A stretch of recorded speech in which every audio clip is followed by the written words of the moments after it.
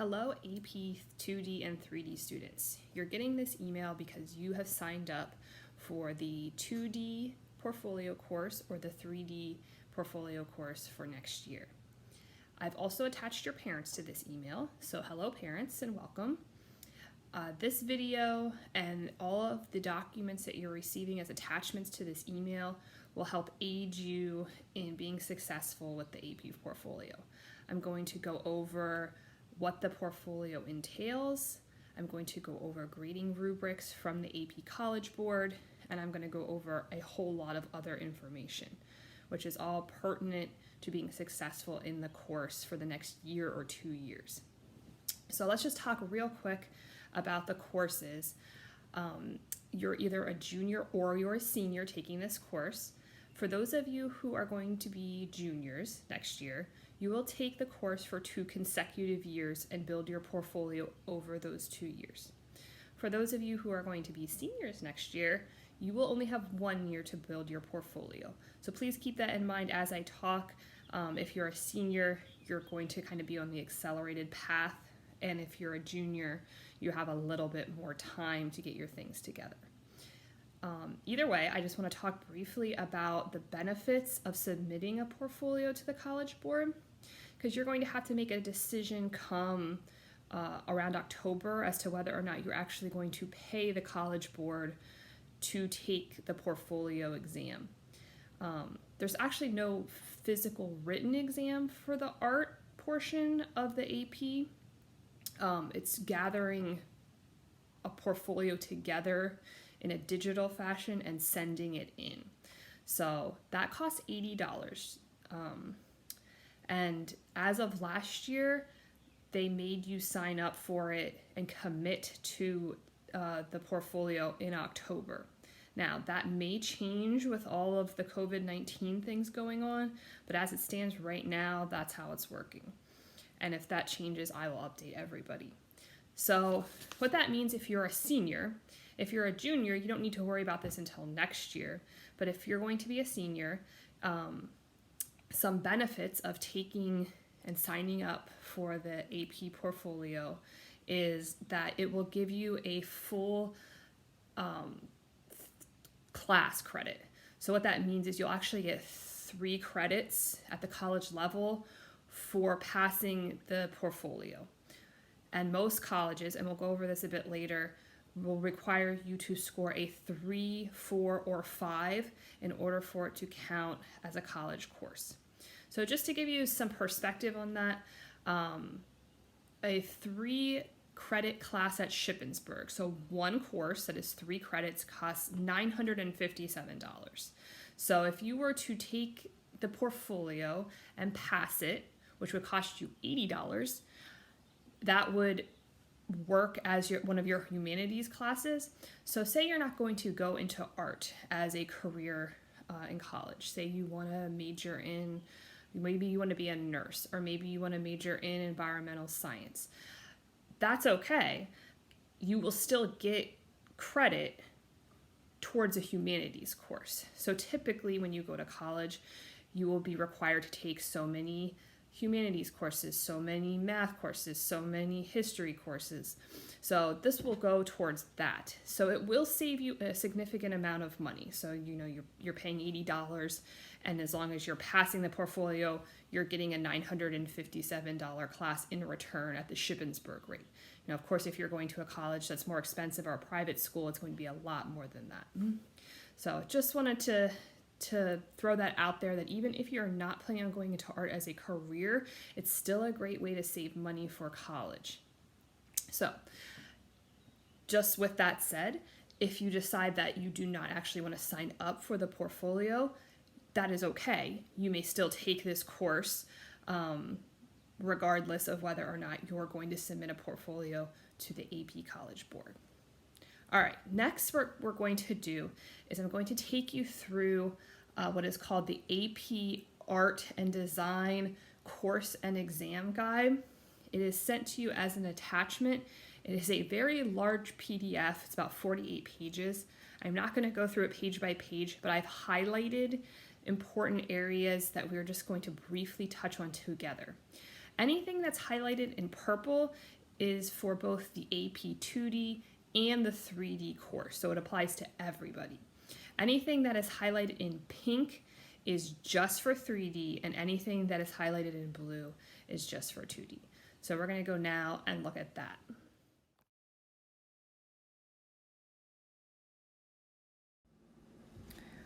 All right, this attachment can be found at the bottom of your email.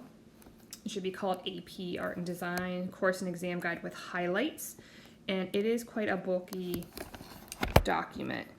It is not imperative that you read over this entire thing. That is why I highlighted it for you, so that you can just focus on the parts that are really important. So I'm just going to go through here. First part, remember, anything in purple is for both AP 2D and 3D. Anything in pink is just for 3D, and anything in blue is only for 2D, okay?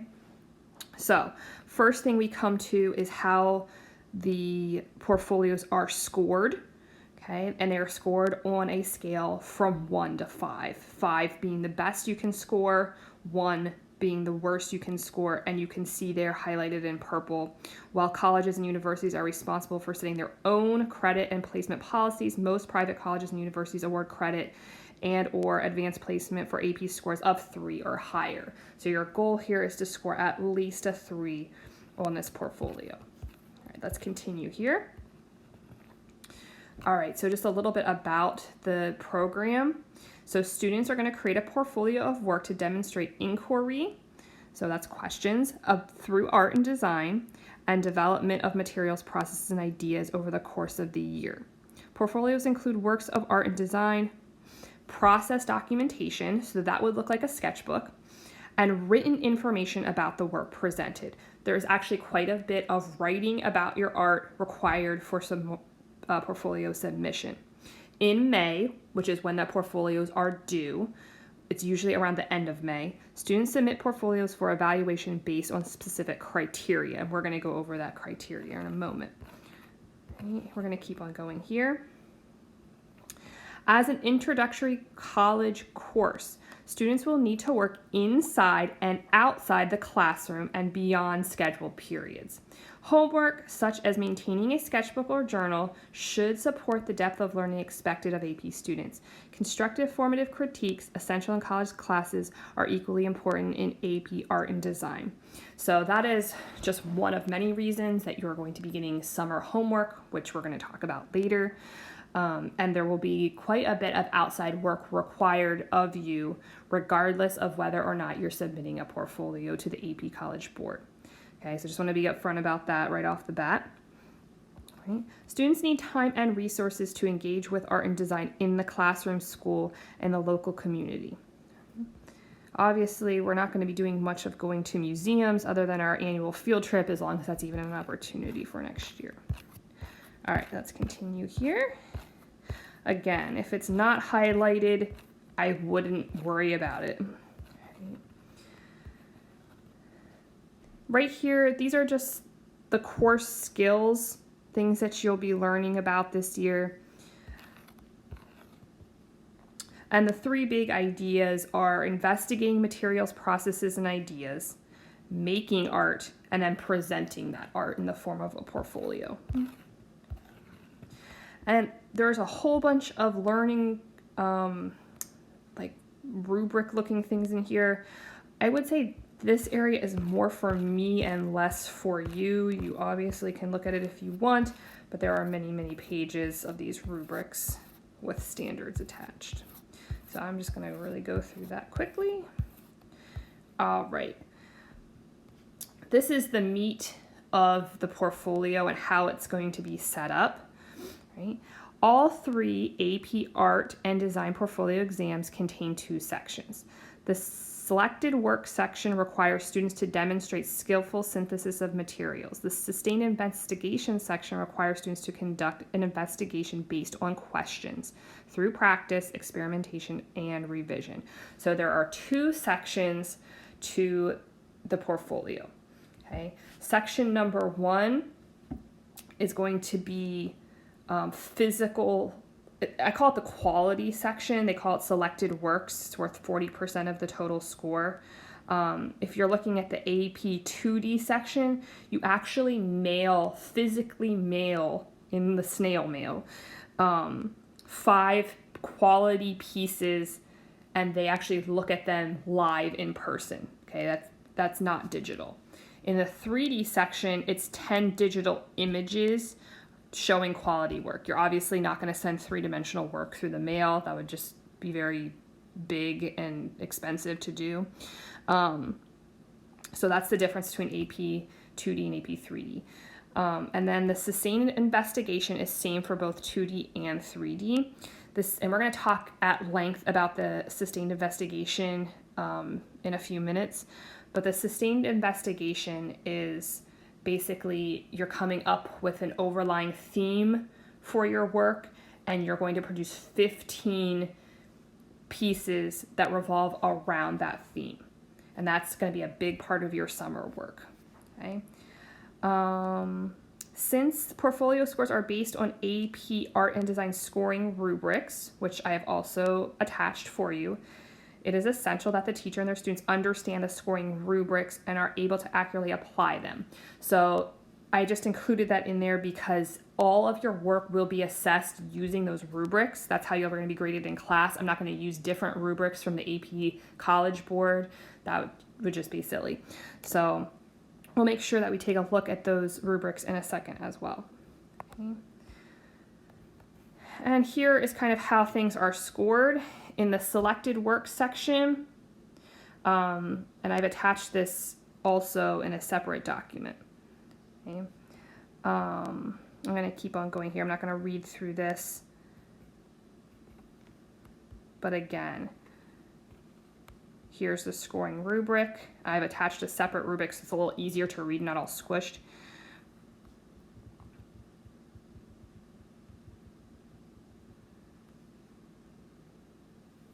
All right.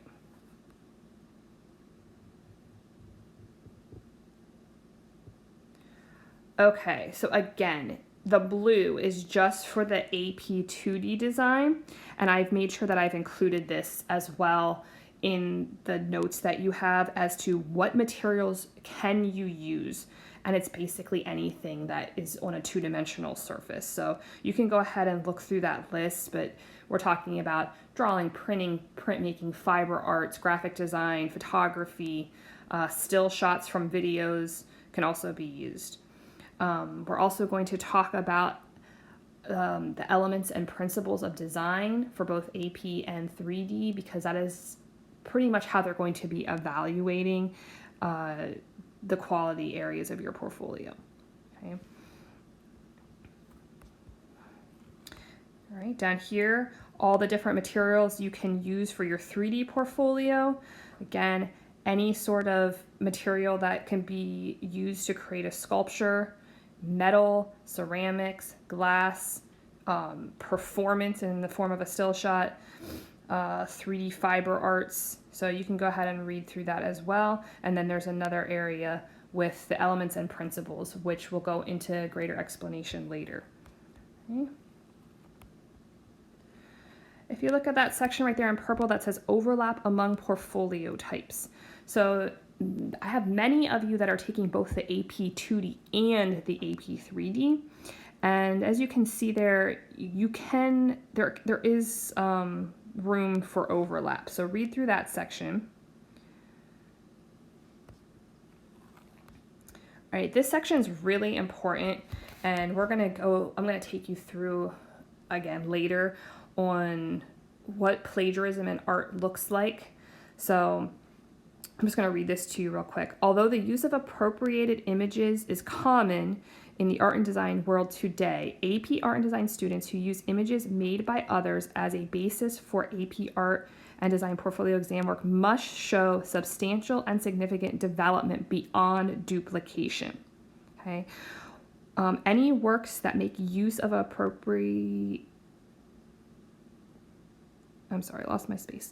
Any work that makes use of photographs, published images, and or work of someone else must show substantial and significant development beyond duplication. This is demonstrated through manipulation of the materials, processes, and/or ideas of the sources. The student's individual vision should be clearly evident. It is unethical, constitutes plagiarism, and often violates copyright law simply to copy someone else's work or imagery, even in another medium, and represent it as your own. So that's really important because it's so easy to pull images off of the internet and use them. I'm going to go through what is appropriate, what is not appropriate when pulling images off the internet for resources. Okay. All right. Here's just a little bit about submitting your physical works for those of you in the 2D course.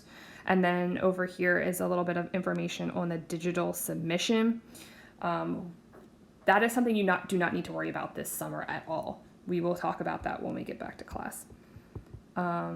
Photographing artwork, that is just explaining that they want high quality images. Again, that is something I'll take you through once we get back into the classroom. Okay, so that is a real quick explanation of this 48-page document. Again, I would definitely go through, read the highlighted sections again, and make sure that you have a clear understanding. And if there's something that you don't understand, make some notes and ask me questions. All right, I'm back. Just went over that 48-page document from the College Board.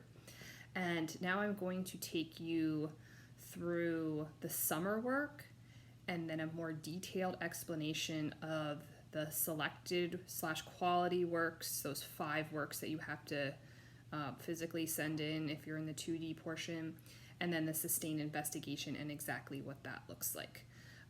So I'm going to split off now, and I'm going to take the 2D course, and then in a separate video, I'm going to take and explain the 3D course. So if you're signed up for both courses, that is why you have 2 separate videos to watch.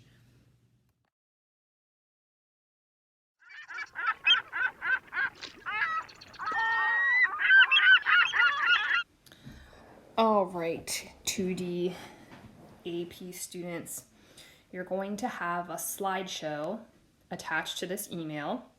Up in that blank space there, that will be where this video is, but you will see a link right here where this arrow is pointing, and this will take you to a Google Doc of your summer work. So I'm going to click there. It's going to open up for me. Okay, this is the most important thing that you're going to need. All right, here we go. So this is what is due over the summer. Okay, I just really want to stress to you that this is not optional work. Okay, I know everything that you've been doing for the past few months has been optional. This is not optional. All right, you will complete a minimum of 3 projects for the quality sections of your portfolio over the summer. Okay, I'm gonna talk briefly about this at the end of the video about getting supplies and stuff, but remember, the quality section are the pieces that you actually physically have to send into the College Board. Okay, and I'm requiring 3 of those this summer, and then we'll do another 2 next summer. All right, these assignments will be due the first week of school. Okay, so they need to be prepared over the summer, and you will receive a major grade for your summer work. I will use the same grading rubrics as the College Board, and you can find the rubrics here. So if you click on that link, it'll take you to the grading rubrics for both the sustained investigation and for the quality works. Okay, quality works and selected works, that's the same terminology. Right there's the grading rubric, and this is exactly how I'm going to grade your quality work for over the summer. Okay, it's going to be scored on a 1 to 5 scale, just like the College Board uses when they're grading your portfolios. Okay, so take a look at that. Come back here. Okay, all right, back to this document. All right, and this will go on the first marking period. It is your choice which assignments from the list that you want to complete, but you must complete 3. And there are some size limitations for these pieces. They should be between 9 and 12 inches and 24 and 36 inches. The envelope that they they give you to send your work in is it's like a little bit over 24 by 36. So it needs to be able to fit inside that envelope. So it can't be any bigger than that. And again, you can use any sort of 2D media, and mixed media is also fine. All right, as you begin these projects, you should be thinking about what elements and principles of design are the main focus, because this is what the evaluators will be thinking about. And on the following slides on that slideshow, I have lists with definitions of the elements and then a video explaining the principles. So you need to make sure that you understand that. So here are these bulleted areas are what you have to choose from as far as your 3 areas. Okay. These bullet pointed projects require a lot of life drawing, and it's going to really push you out of using internet images and looking at what you're drawing. That is a good way to prevent any sort of plagiarism issues. And the College Board really likes to see that you can observe from life. Okay, whether that's a self-portrait or a still life that you've set up or an area in your home that you're drawing, they will be 100% original because you didn't pull them from anywhere other than what you're seeing with your own eyes. Okay, so look through those bullet pointed projects and pick 3. All right, so that is the selected works or quality section of the portfolio. All right, next, projects part 2, the sustained investigation. This is the area that we'll be concentrating on at school. And it will be required of 15 pieces of work. Okay. Here are some tips for successful concentration. Okay. What your goal is going to be over the summer is to come up with 3 solid concentration ideas, so that when we get to school, we can talk about those 3 ideas and then narrow it down to your best idea, okay? And these are going to be in the form of visual journaling in your sketchbook, okay? I don't expect you to create finished pieces for any of the sustained investigation unless that is something that you want to do over the summer, in which case we would have to have a conversation prior to that as to whether or not your sustained investigation topic will work well. So go through here. I've highlighted the ones that I think are the most important. When we talk about a successful concentration, like it says in bullet point number 1, it is not enough to focus on a subject, for example, trees, or a medium, charcoal. Okay, like they said, if trees, why? Okay, we need more. Like number 2 says, your exploration should go deeper. Okay. I love number 7. Okay. If you choose to work in an area rich in cliche or teenage stereotypes, your work must be very original. It is strongly recommended that you avoid such topics as, and then you can read through that list. Okay. And I would totally agree with that. We already kind of talked about number 8, but we're going to talk about it more in a second. Themes such as my feelings and emotions, nature, or flowers are much too broad for a concentration. Okay. Even the more common concentration themes such as portraits or still life need a specific focus. Okay. And you might be thinking to yourself, I'm not really sure what that means.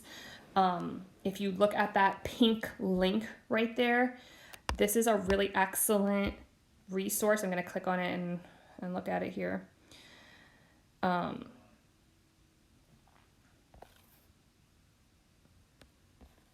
This is going to show you sample portfolios that were submitted in the past and how they were scored. Just notice right here, this person scored a 6. They no longer score, this is old. They no longer score on a range of 6. It's 1 to 5. So you can just you can look at it, but just know that. So, click on those sample portfolios and see what people have submitted in the past. See what the successful portfolios look like so you have an idea. Okay? All right. Again, portfolio killers, topics and imagery to avoid. Anything that is trite, you want to avoid it. eyes, anime style. We'll read through that. So what is actually due for your summer assignment in the sustained investigation area is 3 explorations in your sketchbook in the visual journaling format. So what that means, I'm going to take you to this link, and this is what I'm expecting. And we've done this before, so you should have a pretty good idea of what a visual journal is and what it looks like. But here's some really great examples of visual journals. We have sketches, we have notes, we have reference images. Okay. So we really want to explore 3 different ideas for our concentration, our sustained investigation, so that we can choose our best one. Okay. So come up with 3 good ideas. Don't come up with 1 good idea and then 2 kind of crappy ideas because you think your first idea is so good. Okay, come up with 3 good ideas. All right, so there's that. And then here is how you will be graded for the summer work on your visual journal. Okay, because visual journaling is not part of the AP portfolio, I am going to use my own grading rubric for that. So that is what that looks like. So what I'm basically saying is each visual journal is worth 30 points for a total of 90 points for that first marking period when you come back from the summer. So take a look at that. And then, this is just stuff to keep in mind because we want to make sure that we're not copying. And here is our summer checklist. Okay, this is what's actually due to me when you come back from school. Okay, and I'm going to take you to another document that has 99 concentration ideas if you're still struggling on what does a good concentration look like. All right, so what were some successful concentrations in the past? And you're going to also see a link to this document here. You can see how things on this list are a little bit more focused in, okay? And I would say some, of course, are better than others. For example, number 22, wings, okay? But then it asks a question, how do we fly, okay? You could easily create 15 pieces based on that question, okay? Whatever your sustained investigation is, remember, you have to create 15 pieces of work around that topic. So it needs to be broad, but not so broad.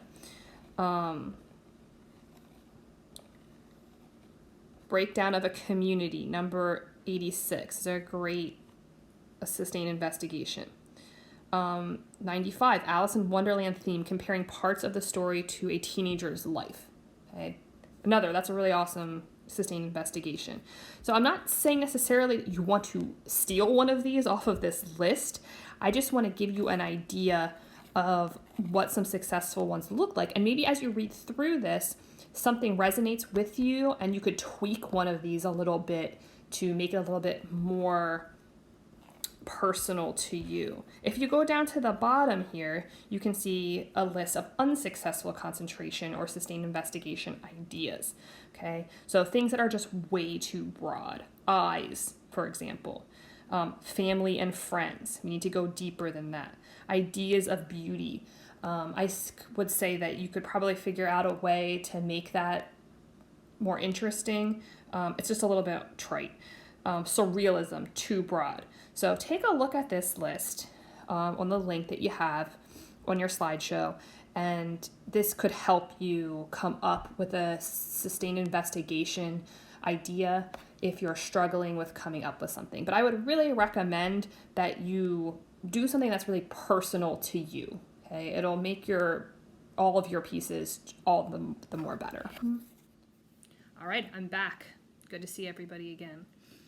All right, I hope you have a good handle on the selected works or the quality works and then the sustained investigation. I'm going to take you now through just a little bit more in depth of how you avoid plagiarism and copyright issues if you're using images off the internet. And I'm also going to take you through what a professional artist's kind of sustained investigation looks like on the professional level. And then I'm going to come back at the end and answer some questions that I think that you might have. And then we're going to wrap things up. So I'll see you in a bit.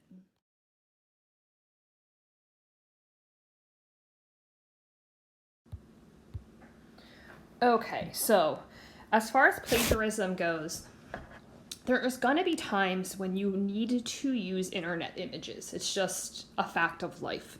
Okay, like let's say you need to include an elephant in one of your art pieces. Okay, you're obviously not going to be able to go to Africa or India and take your own reference images of an elephant. That's just not practical. So you're going to have to reference something off the internet. Okay, what the College Board is saying to you is you cannot go onto the internet and then find a picture. Like, let's say we really like this picture of the elephant, and then you just copy this.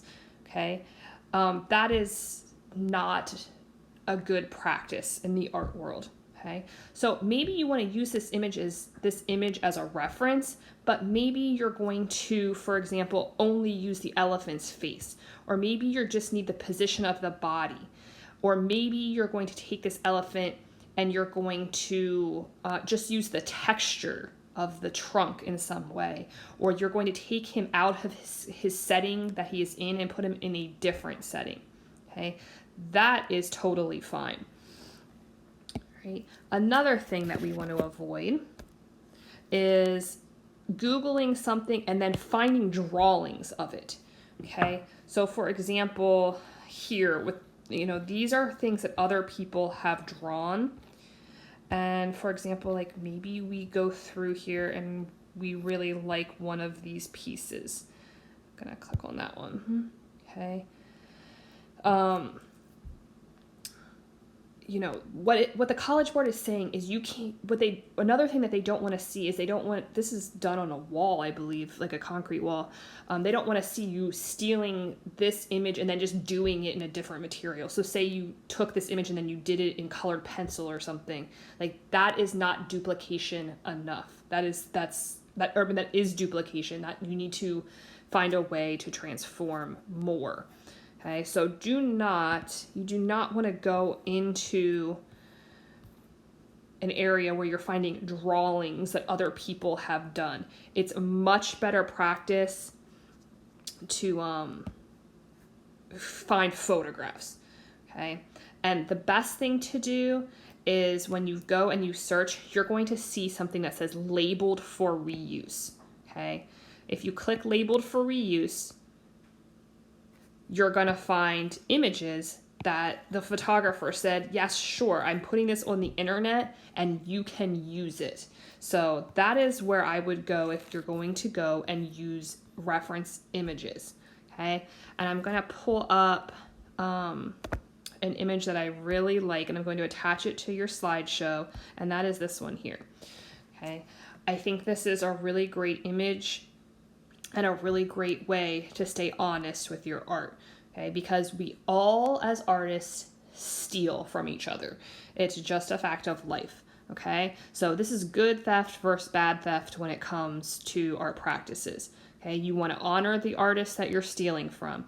You want to study them. You don't want to just skim through and rip them off. You want to steal from many, okay? The more you steal from and then combine into your work, the more you're getting away from one original image, okay? You need to credit that person if you're stealing it, like, directly. I don't think that's going to apply to you much. You want to transform, and then you want to remix, okay? So reference this. This is a really great resource. So I hope that clears up what the College Board means when we talk about plagiarism. Okay, that goes for Pinterest too. It's really easy to go on Pinterest and find things. But Pinterest is great for generating ideas. You just don't want to steal outright other people's work. So I think we've been over this many times in class. So I think most of you have a great handle on what it means to steal appropriately.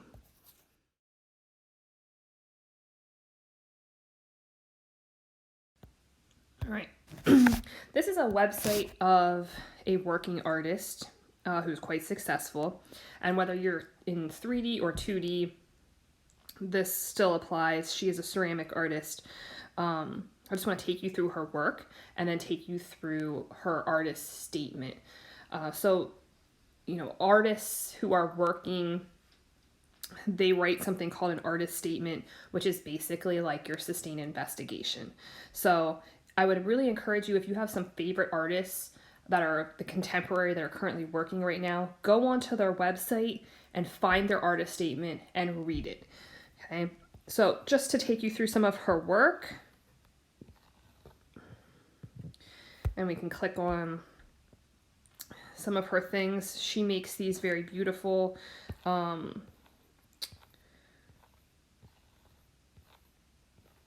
flowers,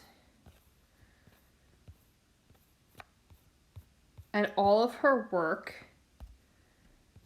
kind of has this similar theme where there's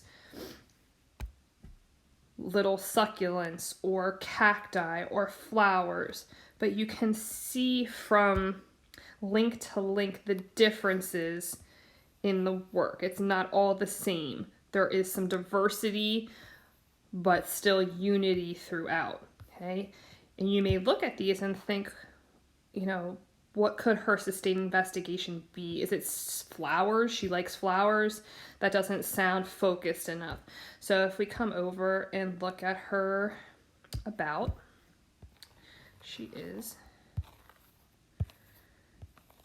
and you can read her statement, okay? You can see that my love of plants and art comes from my maternal lineage, which began with my great-grandmother, who earned a PhD in botany in the 1930s. This love of plants and botany was instilled in my grandmother and mother, who owned a flower shop. So it's very personal to her. Okay? It was in the flower shop that I developed a love for flora, their symbolism, and design. It was at the hands of my great-grandmother in this very flower shop that my love of art was encouraged. She herself was an artist and fully developed her art career upon retiring from botany. Symbolic details are represented in many aspects of my work. Succulents and cacti are excellent at adapting and surviving in harsh environments, but also they have the ability to easily and quickly succumb to death when given overabundant care. Traditionally, aloe and succulents symbolize healing and luck. Cacti symbolize protection and endurance. So you can see what's happening. She's going beyond surface level. So you might look at her work and think, okay, cactus, aloe, succulents, but what is this sustained investigation? And upon reading through her artist statement, you can also see where she used the elements and principles of design. Repetition of form is also used in my work for both symbolic and functional reasons. The repetition of succulent forms represents new life and continued family line. Okay, so everything that she's doing in her work has a purpose. Right? This is especially prevalent in my propagation series, Putting Down Roots. Okay? So I would read through the statement of other artists that you love so that you can get an idea of, what a sustained investigation looks like at the professional artist level.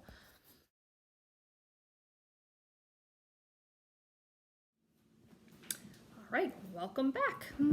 So that concludes the majority of what you need to know for the AP 2D and 3D portfolio. Just to kind of give a quick overview of what we talked about, which was a lot. Number one, just remember, this work for the summer is not optional. I know we're very used to doing optional work at this point, but this work will be graded upon arrival to school in the fall. Okay? So that's the first thing. I've anticipated some possible questions. You may have more. So you may be asking yourself, what happens if we don't go back in the fall? Great question. I will obviously keep you posted on that. As far as what I've been told at this point, we will still run all courses. They will just obviously look a lot different. I've talked to Dr. Meekin, the principal, about possibilities of sending home supplies. Obviously that's going to look different than what we can use in the classroom. I can't send you home with clay that requires a kiln. That just wouldn't be practical. But we'll get creative with what kind of things we can get together to make some really quality art pieces within the confines of your home. So that's what we're looking at now, if in fact we don't go back in the fall, which would be just heartbreaking. Sure, for all of you students and for parents as well. I'm a parent, I understand. Also, I have been talking to Dr. Meekin about the possibilities of even getting materials together for your summer work. So I haven't gotten any direct answers yet. We're still waiting as teachers to even get back into the buildings and getting the opportunity to clean out our classrooms.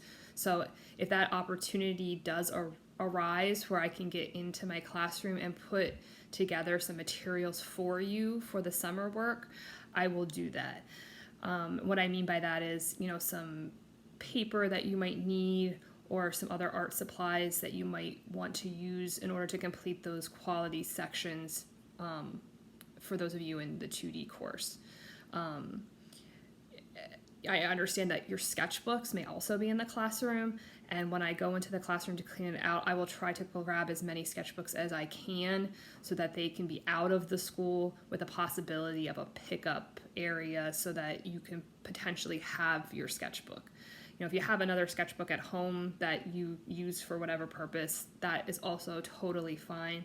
And if worst comes to worst, you can even use just like free paper out of a printer paper or whatever.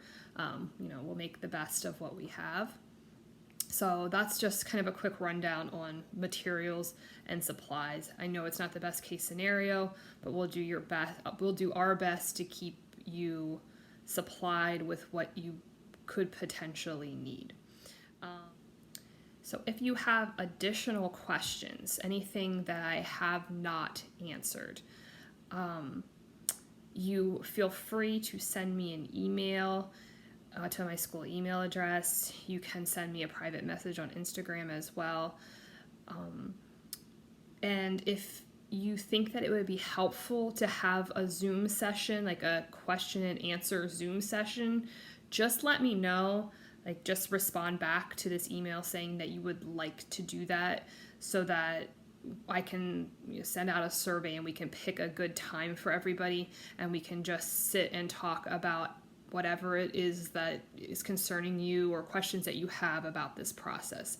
I know it's a lot, and I know it's a lot easier to talk about when we're together, but we can't be together right now. So just whatever it is and however I can meet your needs, you just let me know and we'll find a way to accommodate everybody. So I'm going to leave it there, and I hope that I hear from you one way or another. Either, I understand everything, I'm good to go, or I need further clarification on certain aspects of the portfolio process. So I hope you all have a wonderful summer, and I hope very much that I see everybody again at the beginning of the school year. So have a good one.